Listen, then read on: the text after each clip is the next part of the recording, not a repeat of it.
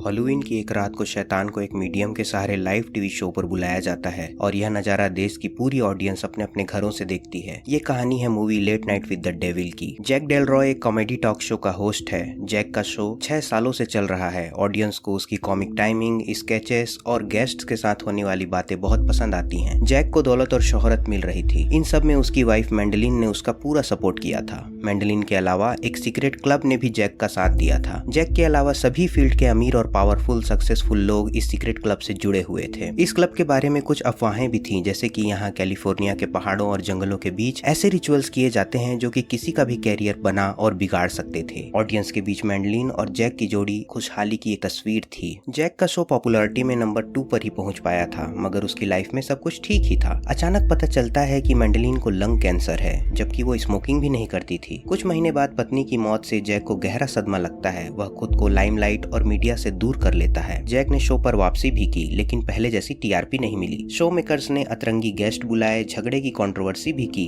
लेकिन ये सब कुछ बेकार साबित हुआ। जैक को हर हाल में अपना शो बचाना था, इसलिए उसने इस साल के हॉलोवीन पर स्पेशल लाइव शो का प्लान किया। हॉलोवीन थीम पर सजे हुए स्टूडियो सेट पर जैक की एंट्री हुई। शो अनाउंसर गस के साथ शुरुआती हंसी मजाक के बाद आगे ऐसा शो हुआ जिसने पूरे देश को हिलाकर रख दिया। बतौर फर्स्ट गेस्ट क्रिस्टू की एंट्री होती है, जो कि आत्माओं की एनर्जी सिग्नल्स पकड़कर उनसे बात कर सकता है। अपने पहले अटेम्प्ट में वह फेल हो जाता है, जिससे वह ऑडियंस के बीच एक मजाक बन जाता है। शर्मिंदगी से बचने के लिए क्रिस्टू दोबारा कोशिश करता है। उसे सेट पर एडी नाम के एक लड़के की आत्मा से एनर्जी सिग्नल्स मिलते हैं। ऑडियंस में से एक लेडी बताती है कि उसके बेटे का नाम एडी था, जिसने सुसाइड कर लिया था। क्रिस्टू एडी के बचपन के टेडी का भी नाम बताता है, जिसे वह लेडी कंफर्म भी करती है। क्रिस्टू लड़के की आत्मा का मैसेज भी फैमिली को देता है, जिसमें वह अपनी फैमिली को खुश रहने को कह रहा है। इस पर क्रिस्टू ऑडियंस की सारी तालियां बटोर लेता है। ब्रेक का समय हो चला है, लेकिन तभी क्रिस्टू को एक स्ट्रॉन्ग सिग्नल मिलता है। उसका सर दर्द से फट रहा है। वह आत्मा का नाम मिनी बताता है। स्टूडियो में प्रेजेंट कोई भी व्यक्ति मिनी नाम के रिलेटिव को नहीं जानता था। क्रिस्टू को गहरी उदासी और एक वेडिंग रिंग भी दिखाई दे रही है, जो कि एक अनमैरिड आदमी ने पहन रखी है। क्रिस्टू के नॉर्मल होने के बाद जैक एक ब्रेक ले लेता है। बैक स्टेज अगले सेगमेंट की प्रिपरेशन हो रही है। प्रोड्यूसर जैक की तारीफ कर रहा है, उसका हौसला बढ़ा रहा है। क्रिस्टू की नाक से थोड़ा खून निकल आया है। शो के अगले सेगमेंट में दूसरे गेस्ट कार्ल माइकल की एंट्री होती है।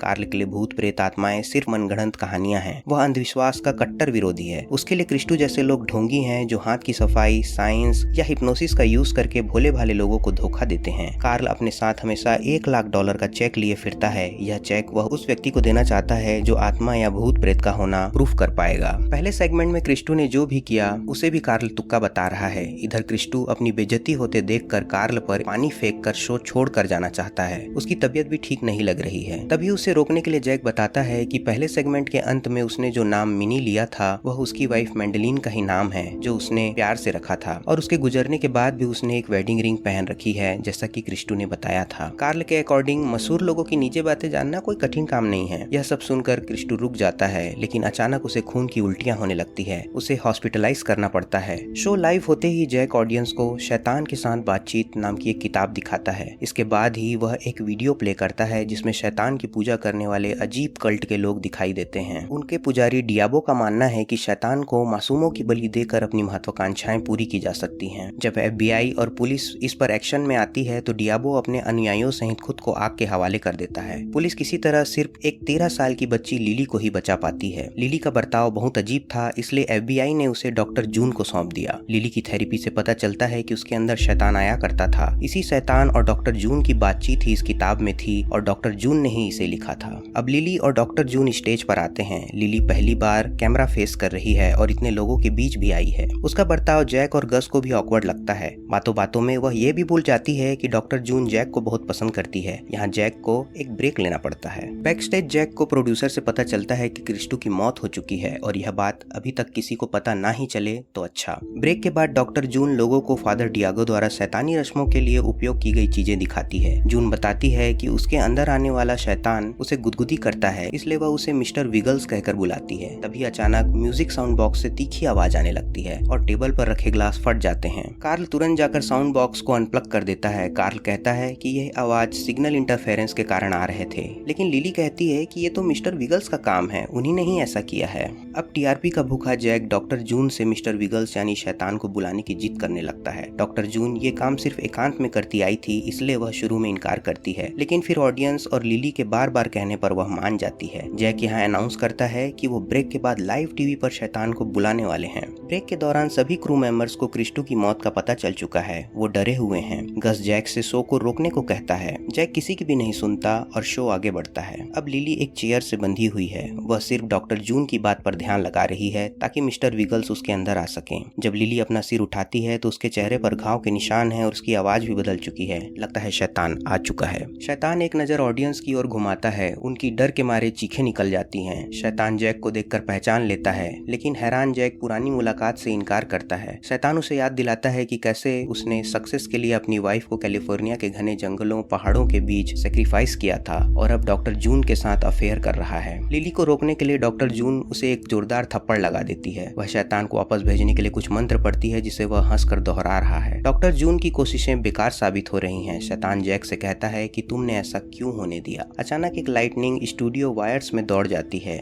लिली चेयर सहित हवा में ऊपर उड़ रही है और कुछ सेकंड्स बाद चेयर वापस जमीन पर आ गिरता है। शैतान जा चुका है। डॉक्टर जून लिली से माफी मांग रही है। जैक को शैतान की कही बात कि तुमने ऐसा क्यों होने दिया याद आ रही है, क्योंकि ऐसा कहते वक्त यह आवाज बिल्कुल उसकी वाइफ मिनी की तरह ही लग रही थी। प्रोड्यूसर्स शो से बहुत खुश हैं। वह जैक को आने वाले बड़े एडवर्टाइजमेंट कॉन्ट्रैक्ट्स के लिए अभी से बधाई दे रहे हैं। कोई भी गस की बातों पर ध्यान नहीं दे रहा है। ब्रेक के बाद यह साबित करने के लिए कि डॉक्टर जून ने सभी को बेवकूफ बनाया है, कार्ल अपना एक्ट परफॉर्म करता है। वह गस के सामने एक हिप्नोटिज्म पेंडुलम हिला रहा है, जिसे गस के अलावा ऑडियंस भी ध्यान से देख रही है। कार्ल की चुटकी बजाते ही गस हिप्नोटाइज हो जाता है। वह कीड़ों से अपने डर के बारे में बात करता है। उसे गर्मी लगने लगती है। वह अपना कोट उतार देता है। अब उसके गले पर कीड़े चिपके हुए दिखाई देते हैं। गस को लगता है कि कीड़े उसके अंदर रेंग रहे हैं, इसलिए वह अपने हाथों से अपना पेट फाड़ देता है, जिससे कीड़े बाहर आ रहे हैं। ऐसे डरावने और घिनौने दृश्य से ऑडियंस शॉक्ड है। अब कार्ल दोबारा चुटकी बचाकर एक्ट खत्म करना चाहता है, मगर ऐसा नहीं होता, बल्कि एक बड़ा सा कीड़ा गस की आंख फोड़कर बाहर आ जाता है। ऑडियंस का डर के मारे बुरा हाल है। फाइनली कार्ल गस को हिप्नोटिज्म से बाहर आने को कहता है। ये क्या, गस तो बिल्कुल नॉर्मल है। कार्ल ने अपने एक्ट में टीवी